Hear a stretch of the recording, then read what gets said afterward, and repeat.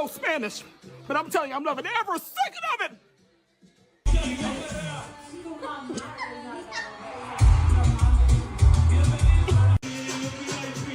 Oh, hell no!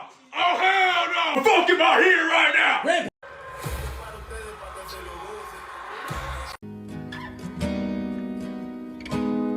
Pero no hay boda. Titi me preguntó si tengo muchos novios. Ey, muchos novios. ¡Ponte más fuero a la mitad! Dale, dale. And I'm gonna come like this, like this, like this.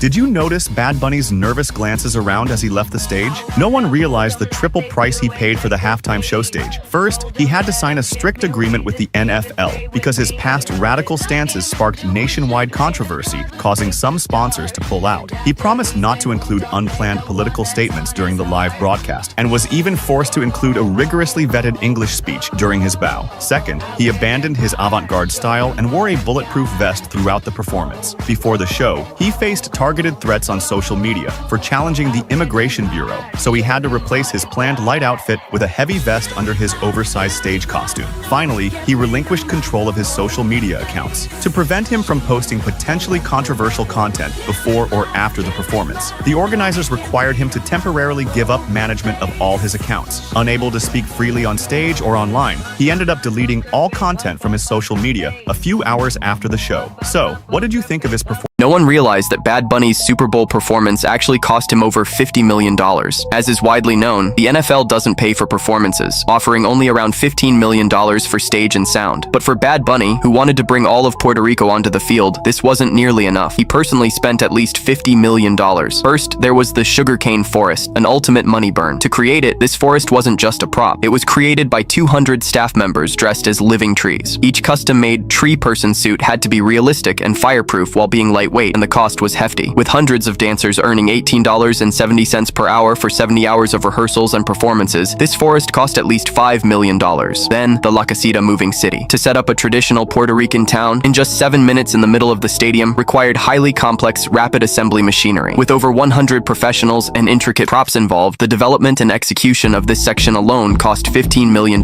These celebs arrived at the Super Bowl to watch Bad Bunny's halftime show. Kendall Jenner arrived with 21 Savage, quickly grabbing attention as fans connected their presence to Bad Bunny's performance. Justin Bieber and Hailey Bieber were also spotted at the stadium, adding to the A-list crowd. Jay-Z arrived with his daughters Blue Ivy Carter and Rumi Carter, turning heads as cameras rolled. But the most talked about entrance came from Mac Hollins. Hollins arrived barefoot and wearing handcuffs. Fans noticed the back of his shirt read, Range 13. That phrase refers to ADX Florence. Here's what President Donald Trump had to say about Bad Bunny's halftime show. He called the show, quote, absolutely terrible, one of the worst ever. Bad Bunny's performance featured stars including Lady Gaga and Ricky Martin. He also delivered a unifying message, expanding the meaning of God Bless America to include all nations of the Americas, from Chile to Canada. Trump said it was a slap in the face and, quote, nobody understands a word the Puerto Rican rapper was saying. Trump's criticism comes just a week after Bad Bunny's historic win at the Grammys, where his album became the first Spanish-language record to take home Album of the Year. Let me get to something that may be deemed controversial. It's not to me personally. And that was the Super Bowl halftime show by Bad Bunny, which was primarily sang almost entirely in Spanish. We saw Lady Gaga performing, obviously in English. We saw them dancing. I gotta admit, the vibe was fly. I really, really like the vibe. You understand what I'm saying? This is why the Hispanic population, my brothers and sisters, they should be loved. I'm telling you right now, they know how to party. They know how to have a damn good time. Ain't no doubt about it. He had that vibe. It was flowing the whole nine. I love how the president of the United States was acting like he wasn't going to watch, but he was watching. There's a video out on social media of him actually watching the Super Bowl halftime show. And by the way, while he was watching it, then he naturally took time to insult it in the aftermath. We're going to the Super Bowl! Let's go! A few moments later. Inspiring message for Stefan before the game. One inspired message for him. Good luck. A few inches later. 12 seconds later. Seattle reigns above them all in the NFL. The Seahawks, Super Bowl champions for the second time. tomorrow. Latino. That's going in the books. That's going in the history books forever. He brought the island to the Super Bowl. He had El Morro. Puerto Rico has a lot of problems with the lighting system. Yes. So whenever they get a hurricane, the island won't have light or power. So him going up there singing with the light poles, it was incredible. The man's just bringing awareness to it and having a fun time. If you understand what he's doing, he's having a hell of a party. He's not controversial, nothing like that. He's just having a fun time. So I enjoyed it. I'll tell you what I'm mad about. Bad Bunny's doing the halftime show. Who gives a f? It was very funny to me that people were upset about that. The right gets it so wrong. Everybody's outraged about everything, obviously. But when it's like, dude, don't lose on this one. Why are they mad about Who gives a Bad Bunny? fuck? Because he doesn't speak English. I'm trying to watch football. Last year's halftime show was barely intelligible. Maybe that was for China. Bing, bop, boom, bing, bang. If you thought Bad Bunny's halftime show was just performance, think again. I'm Vox's biggest Bad Bunny fan. I'm a Mexican Puerto Rican, and if you feel like you blinked and you missed a bunch of different references, don't worry, I've got you. Here are 5 cultural Easter eggs you might have missed. Bad Bunny's jersey that he wore during the performance had the number 64 on it. You might wonder what that means. It's a reference to the number of deaths after Hurricane Maria in 2017. This number was used to minimize the effects of the storm, and it was a huge point of debate. The governor eventually revised the death toll to 2,975 in the months following the devastation. One of Bad Bunny's most special, if you know guests, is Toñita, the owner of the Caribbean Social Club in Williamsburg. Benito's album, Debir Tirar Más Fotos, I Should Have Taken More Photos, is a love letter to the diaspora as much as it is to those on the island, and New York has the highest density of Puerto Ricans outside of Puerto Rico. The casita, that was a staple of his residency in Puerto Rico, made an appearance again in Bad Bunny's halftime set. When he falls through the roof into that blue room, it's a callback to the music video visualizers from his 2020 album, Yo Hago Que Me Da La Gana. He didn't get to tour that album, so this is an Easter egg for some of his OGs. When he leaves the party scene, Bad Bunny passes his Grammy to a child who looks uncannily similar to Liam Ramos, the 5-year-old boy who was taken by ICE earlier this year. While Bad Bunny's speech against ICE plays in the background, I think this is actually more of a symbolic gesture towards passing on the mantle to the next generation. The men with the straw hats and white clothes climbing the power lines are jibaros, a traditional subsistence farmer common in the mountains, who typically used curved machetes to harvest crops and cut through sugarcane. The power lines themselves were a reference to the blackouts that became the new norm in PR after a private electricity company that benefited rich Americans became the new provider of the island after Hurricane Maria. What did you notice during the performance? 40 people getting fired over the halftime show is fascinating. Hard to just grasp what it takes to make this halftime show. They have to set this entire thing up in 7 minutes. You see the behind the scenes of just how many people it took to put this whole thing together and pull it off. I feel like having to fire 40 people is actually a really low number. The best part about this is it all has to do with the people hiding in the bushes. This wasn't people sneaking on the halftime show. This was a whole job. A job that over 40,000 people applied for. In total, they hired over 400 grass people. Now officially call themselves the Grass Bunnies. It was the Grass Bunnies that kept getting fired. Not only were they completely covered in full-body grass outfits, talking a headpiece, back piece, shoulder piece, arm pieces, leg pieces. This is what they looked like underneath all the grass. Still, head to toe completely covered. Along with eye protection. The entire weight to wear one of these outfits was anywhere from 30 to 45 pounds. Not only did you have to be strong to wear and walk around in a 45-pound outfit, you had to have marching band experience, because you were literally running up and down this entire football field wearing 45 pounds of grass. Out of the 40,000 people who applied, you had to be between 5'7" and 6 feet tall. You then had to sign a very strict NDA, a non-disclosure agreement. That's when everyone started getting fired, because remember, this isn't pulled together in one day. They had days of rehearsal. People taking fun pictures, not only making memories, but realizing just how hard of a job this was. Grass Bunnies talking about not only how claustrophobic it could be, but it was so intensely hot because you were covered in so many layers, running around in a really heavy outfit outside on a football field. The reason 40 out of over 400 grass people were fired was because they kept sharing pictures, talking about how crazy the costumes were, basically giving away the surprise that is the halftime show, basically breaking every part of that NDA that they signed, which is a legal document. So of course, as soon as the halftime show people found out, they started firing their grass bunnies. Don't worry, as we saw, there were still plenty of grass people to pull the halftime show off. Hardest workers out of all of the grass bunnies being the grass people and their handlers who had to make sure Bad Bunny stayed hidden until it was his time to shine. That grass person that couldn't stop dancing at the Super Bowl halftime show. All right, grass people, listen up. All right, you're about to go on.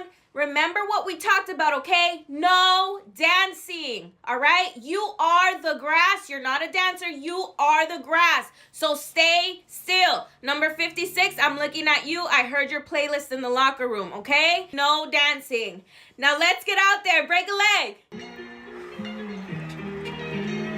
Lock in, 56. Ey, Titi me preguntó si tengo muchas novias. Ey, muchas novias. Hoy tengo a una, mañana otra. 56, last warning. Si tengo muchas novias. Ey, muchas novias. Hoy tengo a una, mañana otra. Ey, me la voy a llevar a todas pa' un VIP. Ey, saludan a Titi, vamos a tirar un selfie. Soy cheese.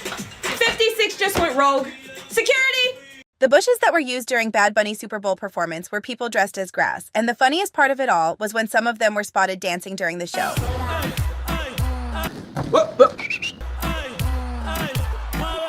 Another one was even seen doing the 6'7" meme. I know that song though. He just got electrocuted. Oh, he got the Puerto Rican flag. Está bien cabrón, de Carolina se le Puerto Rican? Isn't Bad Bunny Puerto Rican? Te vayamos, ey, ey. Quieren montarse en la ola y no han ido a rincón. Un besito pa' abuela. You know what? Cogiéndote los hoyos Post en la this shit. Rubicon. What I was gonna say earlier, bro, you know what really pissed me off But the most? Was when niggas was saying, bro, I don't even know any of this nigga song. yeah, bro. I'm like, nigga, what? Look, I look at it like us, it's different because we are in like music reaction world. Like people recommend music for us. I feel like as a normal nigga, they probably don't think past. That's like asking a nigga if you know any K-pop song, nigga. Yeah, that's they true. probably don't even think past it, and they probably do know it. They just don't. They just don't care for it. You know what I'm saying? But Niggas know Opa Gangnam Style, but they gonna sit here and say they don't know fucking. I hate when They niggas probably, say, like, it's culture, bro. Yeah, it's culture. Ey, ey, ey, ey, ey, ey, ey, ey, ey, ey,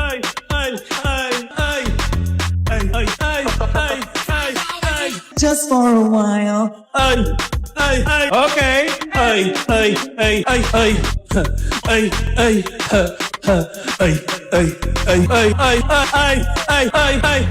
Did you know Bad Bunny just broke Super Bowl halftime history? What if I told you probably missed half of it? You definitely didn't catch all the cameos, or how historic this really was. How many people actually watched it? Let me explain. And if you love hearing music stories and deep dives you're not gonna find anywhere else, make sure you follow because this one's crazy. Before Bad Bunny honored his roots, Charlie Puth kicked things off. Here's why that mattered. Charlie arranged a special national anthem to honor Whitney Houston, who's from where he's from, New Jersey. Then came Benito, who made history performing largely new songs off his latest album, versus the traditional thing everybody does, which is perform their old hits. But the first surprise? Lady Gaga, an emotional anchor of sorts for Bad Bunny. One said that when he's at his lowest, his comfort music is Lady Gaga. I've got an amazing trivia question about all of this coming up for you at the end of the video, so watch out for that. You think that was big? Then came Ricky Martin, Puerto Rican legend. Over 70 million records sold. After starting in Menudo, Ricky exploded in 1999 with Livin' La Vida Loca, #1 hit in 20 plus countries. His album that year sold 6 million copies. It might still hold the record for the largest sales week in Latin music history. But this wasn't just nostalgia. It was a bridge from the late 90s Latin explosion to Bad Bunny headlining the biggest stage in the world. And if you know somebody who loves Bad Bunny, send them this video because I want to see if they caught all of this. The cameos did not end there. Bad Bunny collaborator and Stefan Diggs' boo, Cardi B could be seen dancing, along with Karol G, Pedro Pascal. That's Alex Earl back there. It was all about the NFL nowadays, hanging out with Tom Brady. Why Cardi B? For one, her #1 hit from 2018, I Like It, was one of the first major crossover moments for Bad Bunny. But the field wasn't the only place we saw celebrities. Lewis Hamilton and Kim Kardashian hard launched their relationship and took in the performance, along with the Biebers, Kendall Jenner, and 21 Savage. Why is he so close to this wall? Tyler, the Creator, even Mr. Beast. Adam Sandler loved it. Even celebrities at home loved it, with Ariana Grande posting about it. By the way, did you you know these were all people? Yeah, the trees were people. Each tree got paid $2,000. And oh yeah, this was a real wedding. They really got married. I share a deep dive like this every day. If you ever want to check them out, they're all on my profile. So how many people saw Bad Bunny's performance? To give you an idea, Super Bowls typically pull about 110 to 120 million viewers on TV. But add in streaming and the NFL being bigger than ever, Bad Bunny could have easily just pulled off the biggest Super Bowl halftime show of all time. Some estimates being over 150 million people. Enough people watched that Bad Bunny now occupies the top 5 spots on global Spotify. Now for that trivia question. Which 2018 top 5 hit was also one of Bad Bunny's first major cosigns? Did Bad Bunny not perform at the Super Bowl? Name the song, name the album. Drop your guesses in the comments. If you enjoyed this video, I'd love for you to drop it a like. For more stories just like this one, follow for more. Y si hoy estoy aquí en el Super Bowl 60,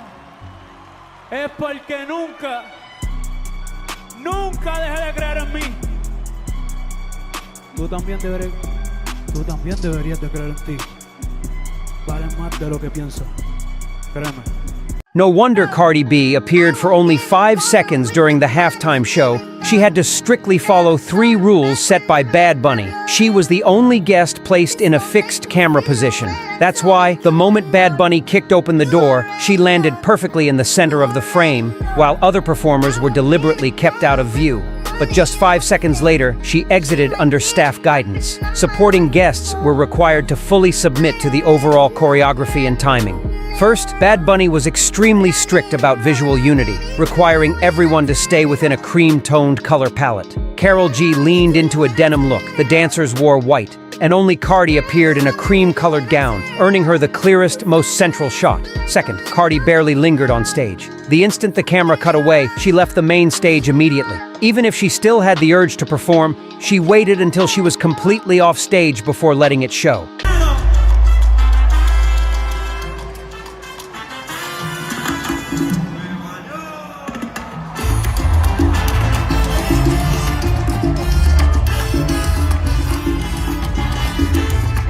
Ey, me la voy a llevar a todas pa' un VIP, ey,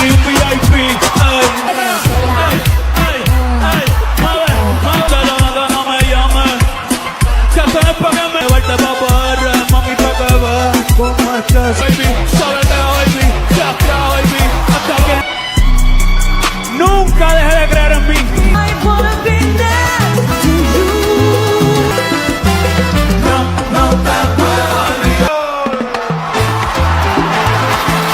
Quitarme el río y también estos son batería y reggaetón.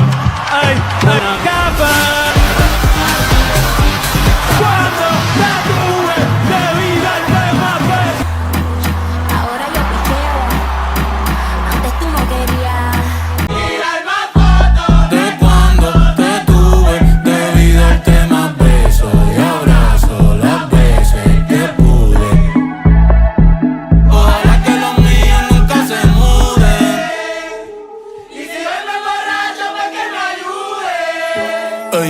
Ey, voy a estar con abuelo todo el día jugando dominó. Si me pregunto si Debí tirar más fotos de cuando te tuve. Debí dar más besos y abrazos la veces. So, The Weeknd, Shania Twain, Rolling Stones, Coldplay, The Who, and Paul McCartney and Rihanna all do a halftime show, and they're from Canada, the UK, and Barbados. No one bats an eye. But Bad Bunny, who's from Puerto Rico, which is a U.S. territory, does the halftime show, and everyone loses their minds. Call a penalty on that one. Okay.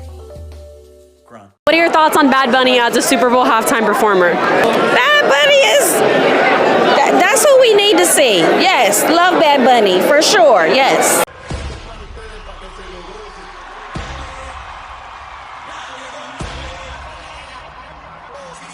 Don't tell me Daddy Yankee's coming out. Don't tell me. Gasolina. Oh. Bro.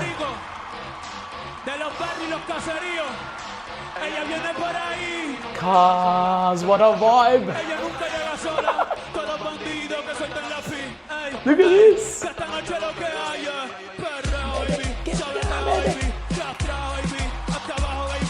Pedro Pascal, Cardi B, Karol G, Young Miko, Jessica Alba, and wait, is that Alex Earl? The influencer was invited to be part of Bad Bunny's coveted casita during his Super Bowl halftime show, and everyone is pretty pissed. But here's why it's not that big of a surprise. So this guy right here is David Grutman, and he's basically known as like the king of Miami nightlife. And also, he co-owns the Miami restaurant Gecko with Bad Bunny, so they're obviously close friends and they hang out a lot. And Alex Earl is known as the queen of Miami nightlife, basically, and they've already been photographed together. This, I believe, is from 2024 during a night out in Miami. Alex Earl and Netflix recently posted this teaser for a new reality series coming about her that David Grutman actually struck an overall deal with Wheelhouse after landing this reality series with Alex at Netflix. So most likely we'll see this whole experience as part of her reality show. And hopefully this can mean that Alex Earl speaks up more to her large audience about things going on in the United States right now. And also she could bring some of her audience over to Bad Bunny's music if they're not already fans. What are your thoughts on this? Let me know.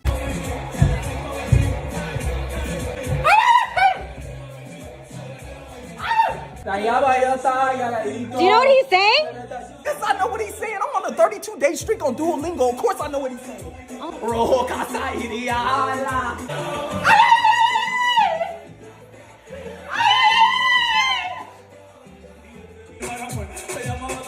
What in the Taco Bell is this? I thought Kid Rock was performing.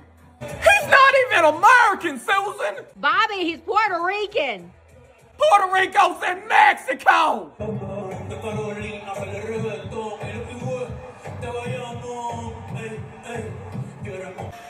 gonna get a shirt that says "Make the Super Bowl English again." What is this crap? Thank God that mess is over. Now can we get back to the American football game, please? What? The game's in Spanish too? What the hell? On the off chance that you don't want to sound clinically stupid like Jigsaw over here, I'm going to explain why Bad Bunny climbed on top of power lines at the Super Bowl halftime performance faster than Laura Loomer can backtrack that little tricycle to go torture somebody else. Start with the name of the song that he performed while he was up here, El Apagón, which means the blackout. To say that the power grid in Puerto Rico is unreliable is a huge understatement.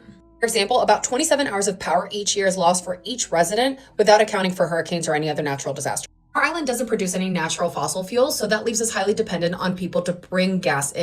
You guessed it, it's very profitable to have an island dependent on fossil fuels being shipped because then you can raise the price to whatever you want.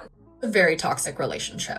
Because of the poverty rate in Puerto Rico, a lot of people don't have access to things like solar panels. And yeah, solar panels would 100% help this issue. But that's not really profitable, is it? It's far more complicated than I can explain in one video. But Bad Bunny singing this song while waving the original Puerto Rican flag in the Super Bowl, this is how you use art as a form of resistance. Masterful performance piece displayed our struggles, our strength, and our pride. Like Bad Bunny said, the only thing more powerful than hate is love.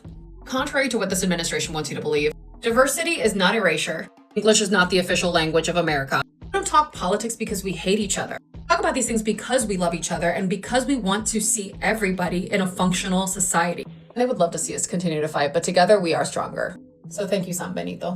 What do you think? Out of all the artists in the entire world, Bad Bunny chose Lady Gaga to surprise us at the Super Bowl halftime show. The internet is super divided by this because Cardi B, who he has a collab song, was right there. Karol G, who he has a collab song with, was right there. Young Miko, who he also has a collab song with, was right there. But what you need to understand is Bad Bunny is a little monster and a huge Lady Gaga fan. He first publicly spoke about being a Lady Gaga superfan in a 2020 Rolling Stone cover story, and later that year says that Chromatica really had the power to lift him up when he was feeling down. As a matter of fact, he was photographed wearing a Chromatica t-shirt voting in an election in 2020. Here he is rocking Joanne merch back in 2017 and says that performing with Gaga would be his dream. He even wore his Rain On Me boots to sit front row at the basketball game. Here's a close-up of these boots. So now when you watch this, do you see the pure joy on his face? He is living his dream in real life in front of a massive global audience. And there are clips of him listening to her sing before he comes back out to join her, and he's just dancing like the little monster that he is. And Lady Gaga wore a stunning light blue dress by a Puerto Rican designer that's the same color as the original blue in the Puerto Rican flag, and it was adorned with the Puerto Rican flower. And Lady Gaga is a huge ally and also a big supporter of Bad Bunny and a fan of his, so this is what I hope will be the first of many collaborations between these two superstar performers.